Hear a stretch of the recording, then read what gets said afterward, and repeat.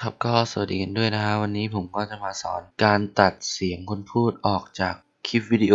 นะครับด้วยโปรแกรม Sony Vegas Pro นะครับผมอันดับแรกเราก็ต้องมีวิดีโอนะฮะแล้วก็โปรแกรมด้วยนะครับ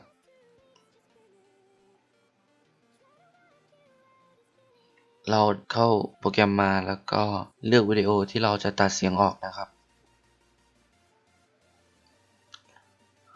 ของผมก็จะเป็นฟาสต์แล้วกันนะครับให้ท่านลากลงมาเลยนะครับผมแล้วก็กดไปที่นี่นะฮะกดไปที่ช่องเนี่ยคลิปนะครับแล้วกดตัว U นะครับมันจะแยกเป็น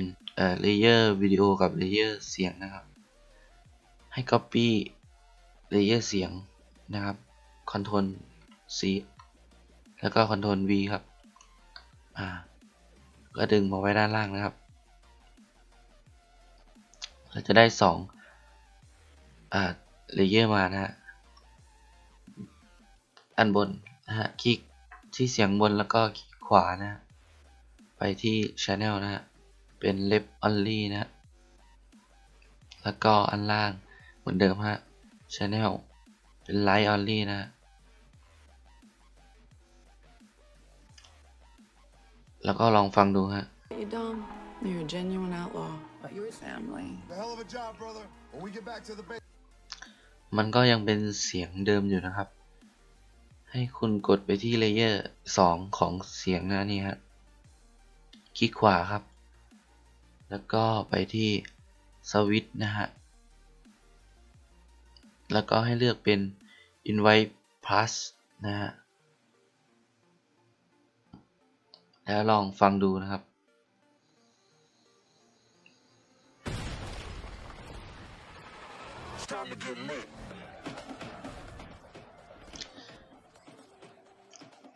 เราก็จะเห็นว่าเสียงพูดไม่มีแล้วนะครับก็จะมีเสียงดนตรีนะฮะแต่ก็จะเบาลงไปบางจังหวะนะครับ